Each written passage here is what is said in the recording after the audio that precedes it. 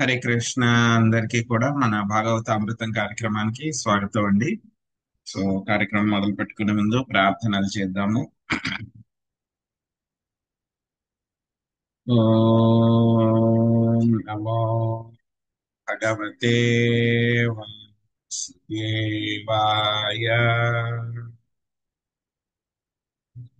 ఓం నమో భగవతే వాసుదేవాయ.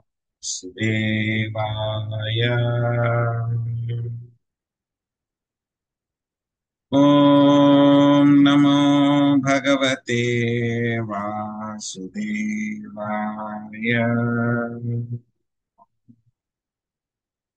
నారాయణం నమస్కృత్య నరం చైవ నరోత్తమం దేవీం సరస్వతిం వ్యాసం తదో జయముదీరయే.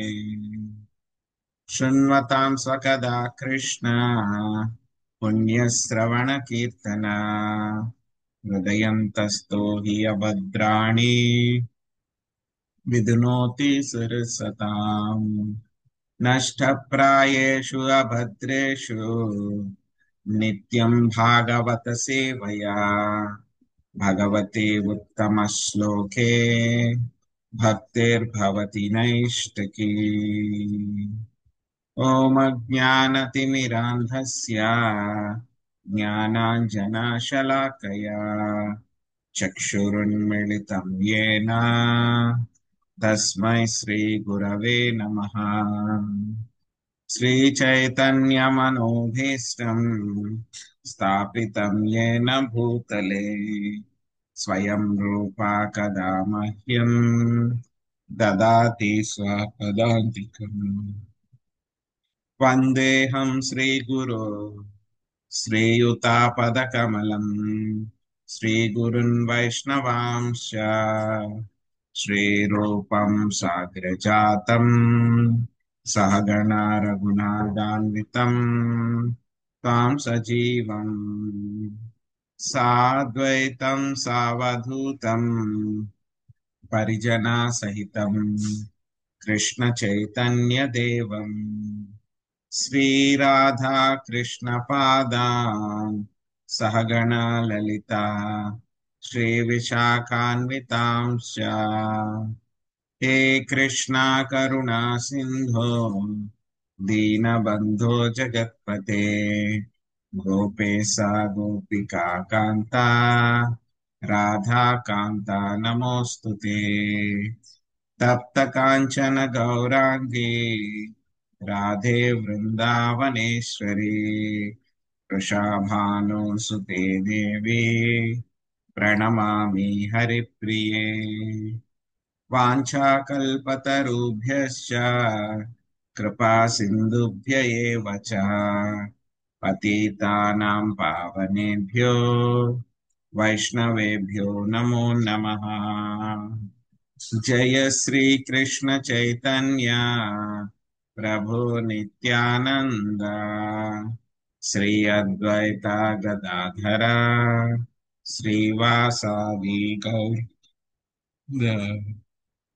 హరే కృష్ణ కృష్ణ కృష్ణ హరే హరే హరే రామ రామ రామ హరే హరే.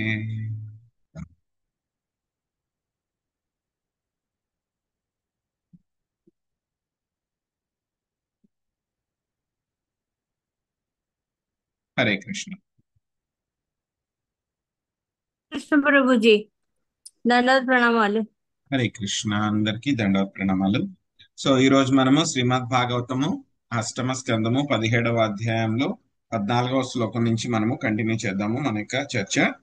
సో నిన్న ఏం చేస్తున్నారు లార్డ్ విష్ణు, సో విష్ణు భగవానుడు ఆయన యొక్క ప్లాన్ ని అదితి మాతకి చెప్తున్నారు. ఆయన యొక్క ప్లాన్ వేశారు, ఆయన ఆల్రెడీ ప్లాన్ తో వచ్చారు అదితి మాత దగ్గరికి. ఎలా అయితే కనుక ధ్రువ మహారాజ్ దగ్గరికి వచ్చినప్పుడే ఆయన మొత్తం డీటెయిల్స్ అంతా చెప్పేశారు ఆయన. సో నువ్వు ఇలా ఇలా చేస్తావు, ఇలా జరుగుతుంది, మీ తండ్రి తర్వాత నువ్వు రాజ్యాన్ని చేస్తావు, మీ తమ్ముడికి ఇలా జరుగుతుంది, మీ పిన్నికి ఇలా అవునండి. జరుగుతుంది. ఆ ఆ తర్వాత అవన్నీ అయిన తర్వాత నువ్వు నా దగ్గరికి వచ్చేస్తావు మళ్ళీ నువ్వు. సో నీకు ధ్రువలోకాన్ని ఇస్తాను నేను అని చెప్పి ఎలా అయితే మొత్తం ప్లాన్ అంతా చెప్పేశారో, అలాగే ఆయన వచ్చారంటే మరి ఎందుకంటే ఆయన ఇన్ఫాల్యుబుల్, అచ్యుత. ఆయన ఏదైనా ఒక ప్లాన్ వేసారంటే కనుక ఇంక జరిగి తీరాల్సిందే. ఆయన వెయిటింగ్ కాదు, ఆయన సంకల్పించుకున్నారంటే చాలా జరిగి తీరాల్సిందే. ఎవరు కూడా దాన్ని ఆపలేరు. అచ్యుత, అందుకే ఆయన ఏమన్నారు, అచ్యుత అని అన్నారు అనమాట. సో కాబట్టి అదే విధంగా ఇక్కడ అదితి మాత కూడా ఆయన మళ్ళీ ఇంకో ప్లాన్ చెప్తున్నారు. అది ఏంటో మనం ఇప్పుడు చూద్దాం. కొంచెం మొదలు పెట్టాం నిన్న, సో ఇది మళ్ళీ ఇప్పుడు చూద్దాం. ఇంద్రజ్యేష్టైः స్వతనయైర్హాతానం యుధి విద్విషాం స్త్రిयो रुदन्तिरासाद्य द्रष्टुमिच्छसि दुःखिता आत्मजांसु समृद्धांस्त्वं प्रत्याहृतयः सश्रिया नाकपृष्ठमधिष्ठाय క్రీడతో ద్రష్టుమిచ్చసి. జయలక్ష్మి మాతాజీ రెండు శ్లోకాలు అనువాదించారు. హరే కృష్ణ ప్రభు, దండవత్ ప్రణామం.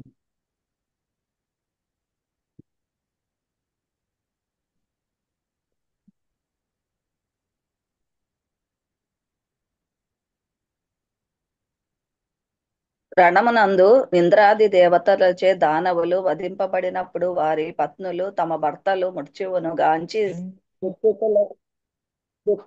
దుఃఖించుటను నీవు చూడగోరుచున్నావు కదా. 15వ శ్లోకము. నీ పుత్రులు తమ యశస్సును ఐశ్వర్యను తిరిగి పొందిన వారే ఎప్పటి వలెనే స్వర్గమును వసించుటను నీవు కోరుచున్నావు కదా. హరే కృష్ణ ప్రభు. థ్యాంక్ యూ ప్రభు. ప్రాయోధునా తే సురయూధనాధా అపారణీయా ఇతి దేవి మేమతి యత్తేనుకూలే స్వరవి ప్రగుప్తా నవే క్రమస్తత్ర సుఖం దదాతి. లక్ష్మీజీ మాత చదవండి. హరే కృష్ణ ప్రభు. దండవత్ ప్రణామాలండి. ఓ దేవమాత, అసురయూధపతులందరూ ఇప్పుడు అజేయులై ఉన్నారని నా అభిప్రాయం. ఎలా అనగా, ఈశ్వరుడు అనుకూలముగానున్న బ్రాహ్మణులచే వారు రక్షితులై ఉన్నారు కనుక వారిపై పరాక్రమము చూపుట ఎంత మాత్రము సుఖకరము కాబోదు. భాష్యము. బ్రాహ్మణులచే వైష్ణవులచే అనుగ్రహింపబడినప్పుడు మనుజుణ్ణి ఎవ్వడునూ జయింపజాలడు. బ్రాహ్మణుడిచే రక్షితుడైనప్పుడు ఆ వ్యక్తి విషయమున భగవంతుడైనను జోక్యము కలిగించుకొనడు. గోబ్రాహ్మణ హితాయచ అని చెప్పబడినది. గోవులకు బ్రాహ్మణులకు సమస్త వరములను నసుకుటకే భగవానుడు మృగ్గు చూపి ఉండును. కనుక బ్రాహ్మణులు ఎవనియడ అయిన అనుగ్రహమును చూపినచో భగవంతుడు కాని ఇంకెవరైనను కాని అతని సుఖముతో జోక్యమును కల్పించుకొనజాలరు. హరే కృష్ణ. హరే కృష్ణ. సో ప్రభుపాద్ గారు భాష్యంలో ఈ యొక్క విషయం చెప్తున్నారు. సో బ్రాహ్మణుల యొక్క కరుణ ఎవరిపైన ఉంటే కనుక వేరే వాళ్ళు ఎవరు కూడా వాళ్ళ శత్రువులు వాళ్ళని ఏమీ చేయలేరు అని చెప్పి చెప్తున్నారు అనమాట. సో దీనికి మనకి తెలిసినటువంటి దగ్గర చరిత్రలోనే ఒక వృత్తాంతం కూడా ఉందన్నమాట. సో విజయనగర సామ్రాజ్యంలో ఒకసారి ఏం జరుగుతుంది అని అంటే కనుక చరిత్రలో ఉంది, ఇదంతా రికార్డెడ్ అనమాట. అప్పుడు మన పరంపరలో వ్యాస తీర్థులు అనేటువంటి ఒక ఆయన ఉన్నారు. సో ఆయన మన గురు పరంపరలోనే వస్తారు, మధ్య సాంప్రదాయాన్ని. సో ఆయన ఏంటంటే విజయనగర సామ్రాజ్యానికి చుట్టూరు అంతా కూడా వేరే వాళ్ళ శత్రువులు అందరూ కూడా ఎక్కువైపోయారు. యవనులు ఎక్కువైపోయారు, వాళ్ళందరూ కూడా నాశనం చేసే స్థితి వస్తే కనుక యాక్చువల్ గా అయితే కనుక ఆ యొక్క సామ్రాజ్యం నాశనం అయిపోవాలి, ఓడిపోవాలన్నమాట. కానీ వ్యాస తీర్థుల వారు ఏంటంటే కనుక ఆయన ఏం చేస్తారంటే కనుక రాజు కింద ఆయన కూర్చుంటారు ఆ సింహాసనంలో.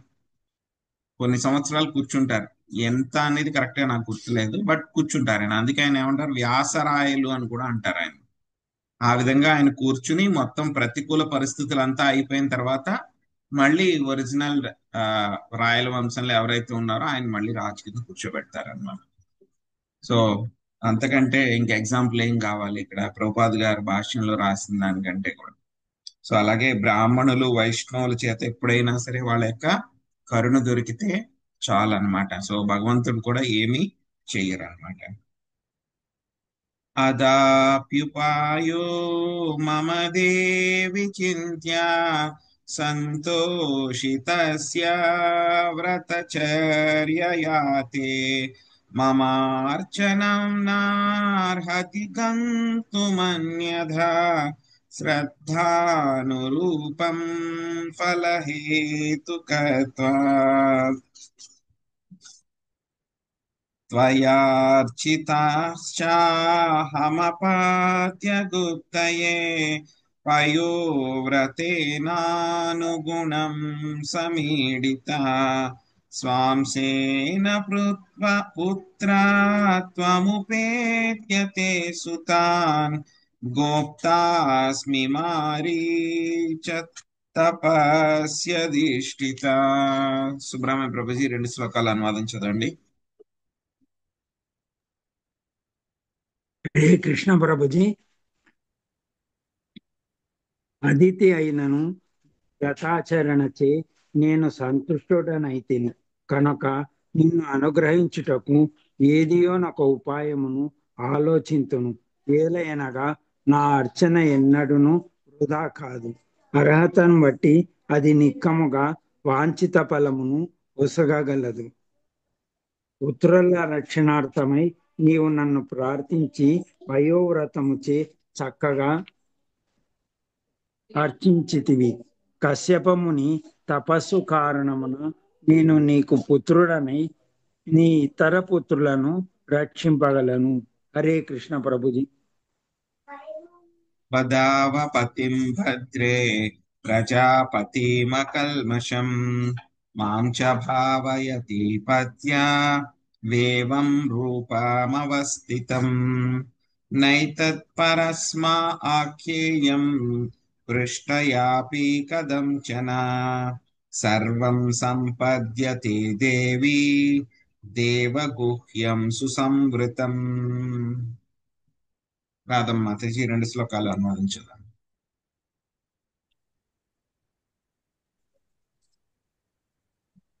నీ భర్త కశ్యప ముని దేహమున నేను స్థితుడనై ఉన్నట్లు భావన చేయొచ్చు. తపస్సు చే నిష్కల్మషుడైన ఆ మహనీయుని అర్చింపు. దేవి, ఎవరడిగిన ఈ విషయం నీవు ఇతరులకు చెప్పరాదు. దేవరహస్యములను గుప్తంగా ఉంచినప్పుడే ఫలప్రదములు కాగలవు. హరే కృష్ణ. Thank you Prabhuji. శ్రీసుకం వాచ ఏతావదుక్త్వా భగవాన్స్తా త్రైవాంతారధీయత అదితిర్దుర్లభం లబ్ధ్వా హరేర్జన్మాత్మని ప్రభో ఉపాదావత్పతిం భక్త్యా పరయా కృతకృత్యవృత్ స వై సమాధియోగేన కశ్యపస్తదబుధ్యత ప్రవిష్టమాత్మని హరే రంసం హ్యవి తథేక్షణ. సుభరత్న మాతజీ 2 శ్లోకాలు అనువాదించారు. హరే కృష్ణ. అన్మ్యూట్ చేసుకోండి మాతజీ. హరే కృష్ణ. శ్రీ సుఖదేవ గోస్వామి పలికెను. దేవదేవుడు ఈ రీతిగా పలికిన అచ్చట నుండి అంతర్రహితుడయ్యను. భగవంతుడు పుత్రునిగా ఆవిర్భవించగలిగినది అమూల్యమగు వరమును బడిసినదై అతిథి తనను కృతకృత్యురాలిగా భావించి పరమ భక్తితో తన భర్త చెంతకు చేరెను. 22. అమోఘ దృష్టి కలిగిన కశ్యపముని తన యందు భగవద్ వంశ ప్రవేశించినట్లుగా సమాధి యోగ స్థితుడై గాంచగలిగిను. హరే కృష్ణ. హరే కృష్ణ. సో స్వామి ఏం చేశారు, ఆయన యొక్క ప్లాన్ అంతా కూడా చెప్పేశారు. యాక్చువల్ గా అదితి మాతతో కూడా ఆయన పూర్తి ప్లాన్ ఏమి చెప్పలేదు. ఆయన కొంచెం వరకే చెప్పారు. ఏమని చెప్పారు ఆయన? సో ఇప్పుడు రాక్షసులందరూ కూడా నువ్వేమనుకుంటున్నావు అనే విషయం చెప్పారు. ఆ తర్వాత రాక్షసులందరూ కూడా బ్రాహ్మణుల యొక్క రక్షణలో ఉన్నారు కాబట్టి వాళ్ళని డైరెక్ట్ గా ఎదుర్కోవడము, వాళ్ళని యుద్ధం చేసి వాళ్ళని నాశనం చేయడము, చంపడం అనేటువంటిది చాలా చాలా కష్టం ప్రస్తుత పరిస్థితుల్లో. అయినా సరే నా యొక్క అర్చన ఎప్పుడు కూడా వృధా కాదు కాబట్టి నేను ఏదో ఒక ఉపాయాన్ని ఆలోచిస్తాను, ప్లాన్ చేస్తాను అని చెప్పారు. సో పూర్తిగా చెప్పలేదు ఆవిడకి కూడా ప్లాన్. బట్ ఒక విషయం అయితే ఆవిడకి చెప్పారు. ఏం చెప్పారు? నేను నీ యొక్క కుమారుడి కింద వస్తాను అని చెప్పి ప్లాన్ చెప్పారు. ఆ విషయాన్ని ఎవరికి కూడా చెప్పొద్దు, ఇది దేవరహస్యం అని చెప్పారు. ఆ తర్వాత కశ్యప మునికి నువ్వు భర్తకి సేవ చెయ్యి, మహాత్ముడు ఆయన అని చెప్పేసి కూడా డైరెక్షన్స్ చెప్పేశారనమాట. సో ఇంకా అదితి మాతకి ఆవిడ అడిగిన దానికంటే కూడా ఇంకా చాలా ఎక్కువ రిజల్ట్ ఇచ్చేశారు స్వామి. వాళ్ళ ఏమనుకుంది ఆవిడ, నాకు కుమారులకి మళ్ళీ స్వర్గం వస్తే చాలు అని అనుకుంది. కానీ భగవంతుడికి తెల్లయ్య అదృష్టం ఆవిడకి దొరికింది అనమాట. సో కృతకృత్యురాలయ్యానని చెప్పేసి భర్త దగ్గరికి వెళ్ళిపోయింది అనమాట ఆవిడ. సో తర్వాత కశ్యప ముని ఆయన పరమ వైష్ణవుడు కాబట్టి సో ఆయనకి తెలిసిపోయింది అనమాట, భగవదంశ నాలో ప్రవేశించింది అని చెప్పి ఆయన తెలుసుకోగలిగారు అనమాట. సోదిత్యాం వీర్యమాధత్త తపసా చిర సంభృతం సమాహిత మనా రాజా దారుణ్యాగ్నిం యథానిల. శ్రీదేవి మాతాజీ మీరు అనువాదము తర్వాత భాష్యంలో తలంపరాదు వరకు చదవండి. లక్ష్మీ నాగేశ్వరి మాతాజీ చివరి 2 పారాగ్రాఫ్లు చదవండి.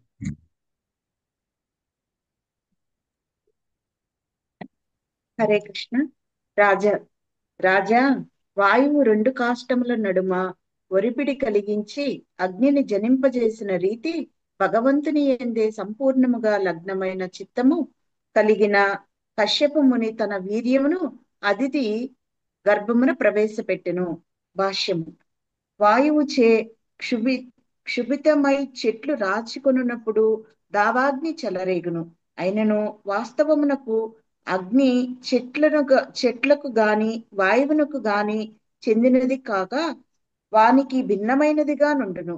అదే విధముగా ఇచ్చట కశ్యప ముని మరియు అదితి దంపతుల సంగమము సామాన్య మానవుల సంభోగ క్రియ వంటిది కాదని తెలుసుకొనవలెను. సంభోగమునందలి అండవీర్య కలయికతో భగవంతునికి ఎటువంటి సంబంధము లేదు. అటువంటి భౌతిక సంయోగములకు అతడు సర్వదా పూర్తిగా భిన్నముగా నుండును. భగవద్గీత 9.29 నందు శ్రీకృష్ణ భగవానుడు సమూహం సర్వభూతేషు సకల జీవుల ఎడ నేను సమభావమును కలిగి ఉందును అని పలికెను. అయినను భక్తులను రక్షించుటకు కల్లోలములను సృష్టించు వారి అయిన దానవులను సంహరించుటకు భగవానుడు అదితి గర్భమున ప్రవేశించెను. కనుక ఇది అతని దివ్యమైన లీలయే. దీనిని అపార్థము చేసుకొనరాదు. స్త్రీ పురుషుల సంయోగముచే సామాన్య శిశువు జన్మించిన రీతిగా భగవంతుడు అదితికి పుత్రుడయ్యనని ఎవరునూ తలంపరాదు. హరే కృష్ణ. హరే కృష్ణ ప్రభుజీ. ధన్యవాదాలు. ప్రస్తుత వాద ప్రతివాద యుగములలో జీవ మూలములను గూర్చి వివరించుట ఇచ్చట ఉపయుక్తము కాగలదు. జీవుని ప్రాణశక్తి ఆత్మ అండవీర్యములను భిన్నమైనది. బద్ధ జీవునికి స్త్రీ పురుషుల అట్టి అండవీర్యములతో సంబంధము లేకపోయినను కర్మను బట్టి కర్మ దైవ నేత్రేణ అతడు సరి అయిన స్థానములో ఉంచబడును. అయినను జీవము ప్రాణము అండవీర్యముల ఫలము కాదు. అది భౌతికత్వములకు పూర్తిగా పరతంత్రమైనది. భగవద్గీత యందు సంపూర్ణముగా వివరింపబడినట్లు జీవుడు భౌతికమైన దేని చేతను ప్రభావితుడు కాడు. అతడు అగ్నిచే దహింపబడడు, పదునైన ఆయుధములచే ఖండింపబడడు, నీటిచే తుడుపబడడు, వాయువుచే శోషించబడడు. అతడు భౌతికత్వములను పూర్తిగా భిన్నమైన వాడు. అయినను ఉన్నతతరమైన ఏర్పాటుచే అతడు ఈ భౌతికత్వములందు ఉంచబడును. భౌతిక సంపర్కమును సదా నేరుగా ఉన్నప్పటికీ సంగోహర్యం పురుష భౌతిక స్థితిలో ఉంచబడిన కారణమున అతడు గుణ ప్రభావమును లోనగును.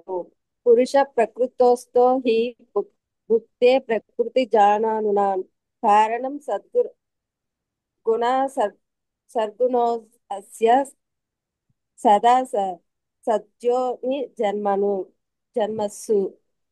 భౌతిక ప్రకృతి యందు త్రిగుణములను అనుభవించుచు జీవుడ ఈ విధముగా జీవమును సాగించును. ప్రకృతితో అతని గల సంగత్వమే దీనికి కారణము. ఆ విధముగా అతడు ఉత్తమ అధమ జన్మలను పొందుచుండును. భగవద్గీత 13.22 జీవుడు భౌతిక తత్వములకు వేరు అయినప్పటికీ భౌతిక పరిస్థితిలో ఉంచబడినందున కర్మ ఫలములను అనుభవింపవలసి వచ్చును. హరే కృష్ణ.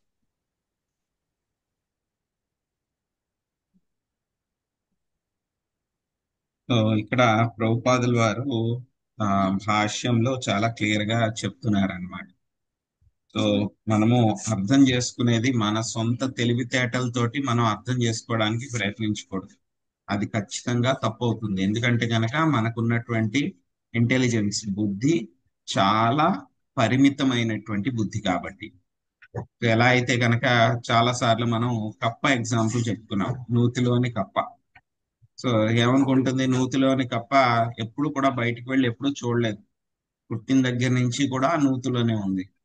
సో కాబట్టి దానికి ఉన్నటువంటి తెలివితేటలన్నీ కూడా ఎలా ఉంటాయి, ఆ నూతిలో ఏవైతే ఉన్నాయో దాని గురించి మాత్రమే దానికి తెలుసు. ఎవరైనా వేరే కప్ప వచ్చింది అనుకోండి, బయట నుంచి ఏదో పెద్ద నదిలోంచో ఒక పెద్ద సముద్రంలోంచో నదిలోంచి వచ్చి, బయట చాలా పెద్ద సముద్రం ఉంటుంది తెలుసా, పెద్ద నీళ్లు ఉంటాయి, బోళ్ళు చేపలు ఉంటాయి అక్కడ అంటే కనుక అదేమంటుంది, ఆ యొక్క నూతిని ఒక 1/4 ఒక పావు భాగం చుట్టేసి ఎంత ఉంటుందా బయట అని అంటుందండి. లేదు లేదు ఇంకా చాలా పెద్దగా ఉంటుందంటే, ఎంత పెద్దగా ఉన్నా సరే దీంట్లో సగం కన్నా ఎక్కువ ఉండదు అని చెప్పిందంట. అది కొత్త కప్ప ఎంత చెప్పాలని చెప్పి ప్రయత్నిస్తున్నా సరే, లేదు లేదు లేదు ఇంతకన్నా ఎక్కువ ఉండదు, ఇంతకన్నా ఎక్కువ ఉండదు అని ఒప్పుకోవట్లేదు. ఎందుకు ఒప్పుకోవట్లేదు, దానికి ఎక్స్పీరియన్స్ లేదు కాబట్టి, అంటే దానికి అనుభవం లేదు కాబట్టి, చూడలేదు కాబట్టి అది ఒప్పుకోవట్లేదు. అలాగే మనకు కూడా ఈ యొక్క స్త్రీ పురుషుల కలయిక వలన సంతానం లభిస్తుంది అంటే కనుక మనకున్నటువంటి పరిమితమైన మిడిమిడి జ్ఞానమే తెలుసు మనకి. ఏదో సైన్స్ లో చదువుకున్నాము, ఏదో వాళ్ళు చెప్పారు వీళ్ళు చెప్పారు అని చెప్పేసి ఏ అండము శుక్రకణము ఈ రెండు కలుస్తాయి, ఆ తర్వాత అవన్నీ జరుగుతాయి, జరిగిన తర్వాత ఎందుకంటే భాగవతంలో కూడా చదువుకున్నాం మనం. కపిల మహర్షి చెప్పారు కదా మనకి, 1వ రోజు ఏం జరుగుతుంది, 4వ రోజు ఏం జరుగుతుంది, 10వ రోజు ఏం జరుగుతుంది, నెల తర్వాత ఏం జరుగుతుంది, ఎలా డెవలప్ అవుతుంది, ఇవన్నీ కూడా మనం అక్కడ చెప్పారు, కపిల మహర్షి చెప్పారు. అదే మనకి సైన్స్ కూడా యాక్సెప్ట్ చేస్తుంది కపిల ముని చెప్పింది. సో కాబట్టి మనకి ఇప్పుడు దాకా ఆ విషయం తెలుసు కదా అని చెప్పేసి ఈ యొక్క కశ్యపుడు అదితి వలన భగవంతుడు జన్మించారు అంటే కనుక ఆయన కూడా మనలాగే జన్మించారు, ఆయన కూడా తల్లి గర్భంలోనే ఉన్నారు, అదే సంచిలో ఉన్నారు. ఆయన కూడా ఈ విధంగా అండము శుక్రకణం మూలంగా కలవడం మూలంగా ఆయన వచ్చారు అని చెప్పని అనుకోవడము మన యొక్క తెలివి తక్కువ పని. అది తెలివి తక్కువ పని. సో అలాగే ఉన్నట్టు అనిపిస్తూ ఉంటుంది. సో కొన్ని రోజుల ముందు మాతాజీ ఎవరో ప్రశ్న అడిగారు అనమాట తెలుగు గీత క్లాస్ లో. సో మరి నరసింహ భగవానుడు వరాహస్వామి బ్రహ్మదేవుడి యొక్క నాసిక నుంచి వచ్చారు అని అంటే కనుక ఏమిటి, దాన్ని ఎలా అర్థం చేసుకోవాలి? సో ఆయన లేనటువంటి ప్రదేశమే లేదు, ఇతో నరసింహ పరతో నరసింహ, ఆయన లేనటువంటి ప్రదేశమే లేదు. ఆయన కావాలంటే కనుక ఎక్కడి నుంచి అయినా ఆయన రావచ్చు. స్తంభంలోంచి వచ్చారు, మరి ఆయన స్తంభంలోంచి వచ్చారంటే కనుక మరి స్తంభంలో ఏమైనా ఆ అండము అలాంటి కలవడం ఏమైనా ఉన్నాయా అక్కడ? ఏమీ లేవు. అదే విధంగా దేవకి వసుదేవులు కూడా ఆయన ఎలా జరిగింది మనకి కృష్ణ బుక్ లో మనం చదువుకున్నాం. ముందుగా ఆయన వసుదేవుడి యొక్క హృదయంలో ప్రవేశిస్తారు. ఆయన వసుదేవుడి యొక్క హృదయం నుంచి ప్రవేశించి మళ్ళీ వసుదేవుడి యొక్క హృదయం నుంచి ఆయన మళ్ళీ ట్రాన్స్ఫర్ అవుతారు, దేవకి దేవి యొక్క హృదయానికి ట్రాన్స్ఫర్ అవుతారు. ట్రాన్స్ఫర్ అయ్యి అప్పుడు అక్కడ ఆవిడ యొక్క గర్భంలో స్వామి ఉంటారన్నమాట. సో అలాగా ఆయన ఎలా కావాలంటే కనుక అలా చేయొచ్చు, అంతా ఆయనదే కాబట్టి ఎలా కావాలంటే ఆయన అలా డిసైడ్ చేసుకోవచ్చు అన్నమాట. ఒక్కొక్కసారి ఒక్కొక్కలాగా ఆయనకి ఏ విధంగా బుద్ధి పుడుతుందో ఆ విధంగా ఆయన చేస్తూ ఉంటారు. ఆయన ఏదో మనం మనుషులు వచ్చినట్టు పద్ధతిలో అటువంటి అదే రకమైనటువంటి పద్ధతిలో ఆయన వచ్చారు అని అంటే కనుక మనలాగా వచ్చారు అని చెప్పి మాత్రం మనం ఎప్పుడు కూడా పొరపాటు పడకూడదు.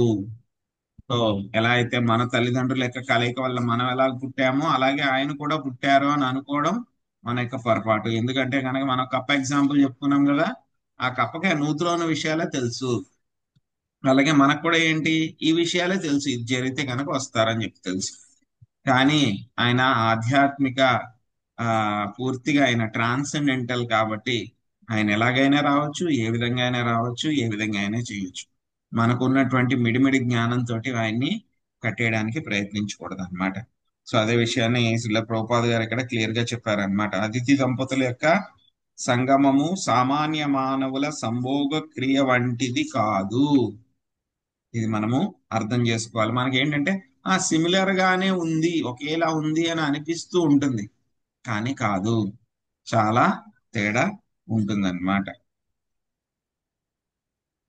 అతిదేర్దిష్టితం గర్భం భగవంతం సనాతనం హిరణ్యగర్భో విజ్ఞాయ సమీడే గుహ్యనామభి.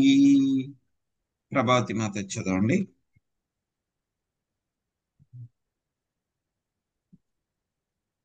మ్యూట్ లో ఉన్నారు మాత. హరే కృష్ణ. భగవానుడు అదితి గర్భమును ఉన్నాడని తెలుసుకున్న బ్రహ్మ దివ్య నామోచ్చరణముచే ఆ దేవదేవుని స్తుతింపసాగను. భాష్యము. దేవదేవుడగు శ్రీకృష్ణుడు సర్వత్రా నెలకొని ఉన్నాడు. అండాంతరస్థ పరమాణుచే యాంతరస్థం కనుక మనుషుడు హరే కృష్ణ కృష్ణ కృష్ణ హరే హరే, హరే రామ రామ రామ హరే హరే అని దివ్య నామోచ్చరణ కావించినప్పుడు అట్టి సంకీర్తన చే భగవంతుడు సహజంగానే ప్రసన్నుడగును. భగవంతుడు లేడంటే సరికాదు, అతడు ఎల్లప్పుడూ ఉపస్థితుడై ఉన్నాడు. భక్తుడు కావించే దివ్య నామోచ్చరణ భౌతిక శబ్ద తరంగము కాదు, కనుక భగవానుడు అతని ఏడ సహజంగానే ప్రసన్నుడగును. శ్రీకృష్ణ భగవాను సర్వత్రా ఉపస్థితుడై ఉన్నాడనియు కేవలము దివ్యనామ సంకీర్తనచే అతడు ప్రసన్నుడగుననియు భక్తుడు ఎరిగి ఉండును. హరే కృష్ణ. హరే కృష్ణ. సో ఇప్పుడైతే బ్రహ్మగారికి తెలిసిపోయితే ఆయన వెంటనే ఏం చేశారు, ఆయన ప్రార్థనలు చేయడానికి వచ్చారు. ఇదే విధంగా దేవకీదేవి గర్భంలో కూడా దేవాది దేవుడు ఆయన అవతరించబోతున్నారు, దేవకీదేవి గర్భంలో ఉన్నారు అని చెప్పి తెలుసుకుని అప్పుడు కూడా బ్రహ్మగారు మిగతా దేవతలు అందరూ కూడా వచ్చేసి అక్కడ ప్రార్థనలు చేశారు. ఆ ప్రార్థనలు ఏమన్నారు, గర్భస్థుతి ప్రార్థనలు అని చెప్పి మనం చదువుకున్నాం. సో అలాగే బ్రహ్మగారు ఇక్కడ అదితి మాత యొక్క గర్భంలో ఉన్నటువంటి స్వామికి కూడా ఆయన ప్రార్థనలు చేస్తారనమాట. సో ఏం ప్రార్థనలు చేస్తారని చెప్పేసి ఇప్పుడు చూద్దాం. శ్రీ బ్రహ్మోవాచ జయోరుగాయ భగవన్నురుక్రమా నమోస్తుతే నమో బ్రాహ్మణ్య దేవాయ త్రిగుణాయ నమో నమః నమస్తే పృష్ణి గర్భాయ వేద గర్భాయ వేదసే త్రినాభాయ త్రిపృష్ఠాయ సిపివిష్టాయ విష్ణవే. చందనమాతజీ 2 శ్లోకాలు అనువాదం. హరే కృష్ణ ప్రభుజీ. దండవత్ ప్రణామములు. బ్రహ్మదేవుడు పలికెను, దేవదేవ సర్వులచే కీర్తింపబడిన వాడా ఉరుక్రమ నీకు జయము జయము. ఓ బ్రాహ్మణ్య దేవ త్రిగుణాధీశ నీకు వందనములు. నీకు మాట మాటికి నేను నమస్కరించుచున్నాను. 26వ శ్లోకం. సర్వజీవ హృదయాంశ రాళములలో ప్రవేశించినట్టు సర్వవ్యాపి విష్ణువుకు నా వందనములు. ముల్లోకములు నీ నాభి అందే ఉన్నను వానికి నువ్వు పరంగా నున్నావు. పూర్వము నువ్వు పృథుని గర్భునిగా అవతరించేది. కేవలం వేద జ్ఞానం ద్వారా తెలియబడినట్టి ధర్మ సృష్టికర్త అయిన నీకు నమస్కారం. హరే కృష్ణ ప్రభుజీ.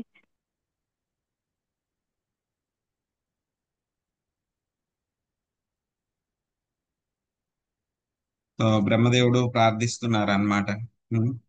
సో ఏమని ప్రార్థిస్తున్నారు, మీరు అందరి చేత కూడా మీరు కీర్తించబడతారు. గురుక్రమ అంటే కనుక ఆయన చేసేటువంటి పనులు ఎంతో మహిమాన్వితములు అన్నమాట. ఎవరు కూడా చేయలేరు. ఆయన చేసేటువంటి పనులన్నీ కూడా ఎలా ఉంటాయి, మామూలుగా చేసేటువంటి పనులు కాకుండా అసాధారణమైనటువంటి పనులు ఉంటాయి అన్నమాట. సో ఇదే విషయాన్ని మనము ఇంతకు ముందు కూడా చెప్తున్నాం. స్వామి తన యొక్క రకరకాల అవతారాల్లో ఆయన రకరకాల కార్యాలన్నీ కూడా చేస్తూ ఉంటారు. అవన్నీ కూడా ఎలా ఉంటాయి, చాలా అసాధారణంగా ఉంటాయి, అన్కామన్ అన్నమాట. ఎవ్వరు కూడా చేయలేరు అటువంటి పనులు అన్నమాట. ఫర్ ఎగ్జాంపుల్ రాములు వారు వచ్చారు, శ్రీరామచంద్రమూర్తి. సో ఆయన ఎంత అలా ఫైట్ చేసేవారు అని అంటే గనక అది చెప్పలేము అనమాట. అంత ఫాస్ట్ గా అన్ని బాణాలు ఆయన వదిలిపెట్టగలిగారు అనమాట. సో ఆ తర్వాత ఈ యొక్క ఆ సముద్రాన్ని ఏం చేశారు, ఆయన కట్టడి చేసి వారధి నిర్మించగలిగారు ఆయన. సో అలాగా అది ఎవరు కూడా చేయలేరు, సముద్రం మీద అలాంటి బ్రిడ్జ్ కట్టడం అనేటువంటిది అన్నమాట. ఇంకేంటి, ఆయన యొక్క నామం రాస్తే ఏమైపోయేవి, ఆ రాళ్ళన్నీ కూడా తేలుతూ ఉండేవి. సో ఎవరు చేయగలరు, అవన్నీ కూడా చాలా అన్కామన్ యాక్టివిటీస్ అన్నమాట. సో అలాగే ఇప్పుడు వామన అవతారంలో కూడా చూస్తాం, మొత్తం ముల్లోకాలని కూడా ఆయన 2 అడుగులతోటి ఆయన మెజర్ చేసేస్తారు, మొత్తం కొలిచేస్తారు ఆయన. అంత పెద్దగా అయిపోతారు, అన్కామన్ అన్నమాట, ఎవ్వరు కూడా చేయలేరు. ఆయన పైన కాలు పెడితే కనుక ఏమవుతుంది, మన యొక్క విశ్వంకు ఉన్నటువంటి పొరలన్నీ కూడా చీల్చుకుంటూ ఆ బొటన వేలు బయటికి వెళ్ళిపోతుంది. అక్కడి నుంచి బటన్ వేలు అక్కడ టచ్ అవుతుంది. సో అక్కడి నుంచి మళ్ళీ ఎవరు వస్తారు, గంగాదేవి ఆవిర్భావం జరుగుతుంది. ఆయన యొక్క పాదాలనంతా కూడా వాష్ చేస్తూ వస్తారు అన్నమాట. సో అలాగా ఆయన చేసేటువంటి పనులన్నీ కూడా ఎలా ఉంటాయి, చాలా అసాధారణమైనటువంటి పనులు ఆయన చేస్తారనమాట. ఇంకా శ్రీకృష్ణ అవతారంలో అయితే కనుక చెప్పక్కర్లేదు, అన్ని అసాధారణమైన పనులే, 1 కాదు 2 కాదు. పూతనని చంపడం దగ్గర నుంచి ఆయన చివర చేసినటువంటి పనులు. సో ఆ తర్వాత ఈవెన్ ఆయన ఆ, వైకుంఠానికి, ఆయన యొక్క గోలోక బృందావనానికి వెళ్ళేటప్పుడు కూడా ఆయన చేసినటువంటి పనులు ఇప్పటికీ కూడా మిస్టరీయే. చాలా మందికి అర్థమే అవ్వు, ఆయన ఎలా చేశారు, ఎందుకు చేశారు, ఇప్పటికీ కూడా వాళ్ళు టెన్షన్ పడుతూ ఉంటారు. కానీ భక్తులకు మాత్రం భక్తి ఆమాం అభిజానాతి. సో భక్తులకు మాత్రం అవన్నీ చాలా చక్కగా అర్థమవుతాయి అన్నమాట. ఇంకేం చెప్తున్నారు, సో ఎవరైతే ఆధ్యాత్మిక వ్యక్తులు ఉంటారో వాళ్ళందరికీ కూడా నువ్వు యజమానివి. ఇంకా ప్రకృతి త్రిగుణాలకి అంతటికీ కూడా నీవే నియంత్రణ చేసేటువంటి వాడివి. మయాధ్యక్షేణ ప్రకృతి సూయతే సచరాచరం హేతునానేన కౌంతేయ జగద్విపరి వర్తతే. మొత్తం త్రిగుణాలన్నీ కూడా ఆయన యొక్క ఆధ్వర్యంలోనే అవన్నీ కూడా పనిచేస్తూ ఉన్నాయి. సో కాబట్టి నీకు మళ్ళీ మళ్ళీ నేను వందనాలు అర్పిస్తున్నాను అని చెప్పి ప్రార్థించారు. ఆ తర్వాత ఇంతకు ముందు నువ్వు కృష్ణగడ్పూర్ కింద జన్మించావు, ఇప్పుడు అదితి మాత యొక్క గర్భం నుంచి నీవు అవతరించబోతున్నావు.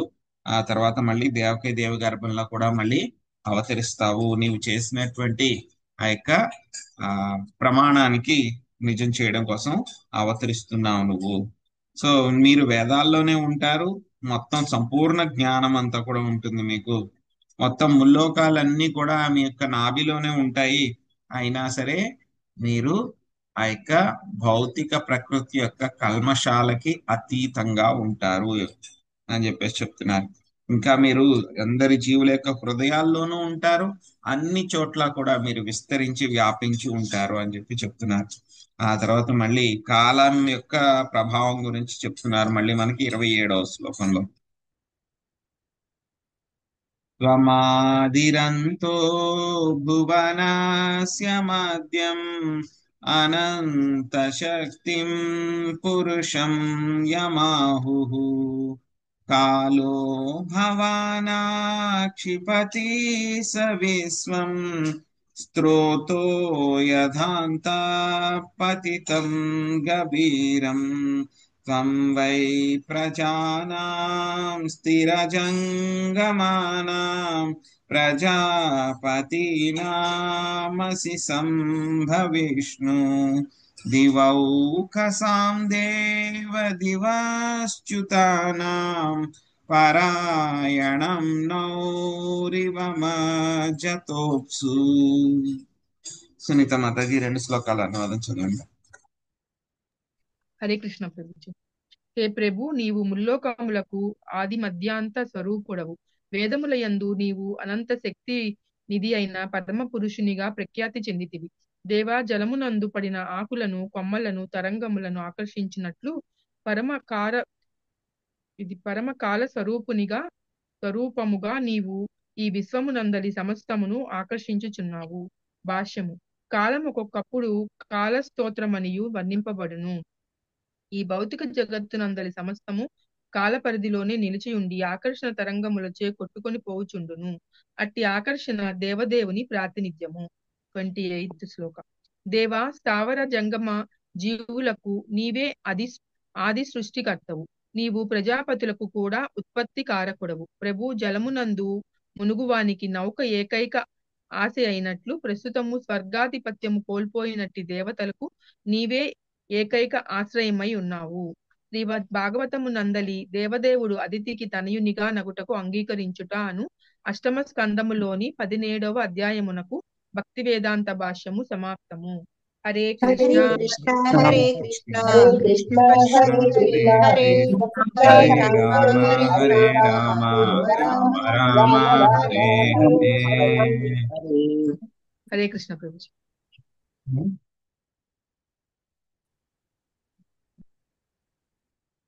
సో ఇంకేం కీర్తిస్తున్నారు? మొత్తం కాలం అంటే కనుక నువ్వే స్వామి, ఆ తర్వాత మళ్ళీ దేవతలందరికీ కూడా నువ్వే ఏకైక ఆశ్రయము. ఎలా అయితే సముద్రంలో మునిగిపోయిన వాడికి లేకపోతే మునిగిపోబోతున్న వాడికి ఏదైనా ఒక షిప్ వచ్చింది అనుకోండి, ఎలా ఉంటుంది? చిన్న కట్టె వచ్చినా సరే దొరికితే కనీసం దాన్ని పట్టుకుని తేలదామా అని చెప్పి ప్రయత్నిస్తారనమాట. సో అలాగా ఈ యొక్క దేవతలందరూ కూడా ఈ యొక్క సముద్రంలో మునిగిపోతున్నారు, వాళ్ళందరికీ కూడా నువ్వే ఆశ్రయము. అంటే ఇండైరెక్ట్ గా ఏంటి? దేవతలందరినీ కూడా రక్షించండి స్వామి అని చెప్పి చెప్తున్నారు అనమాట ఆయన.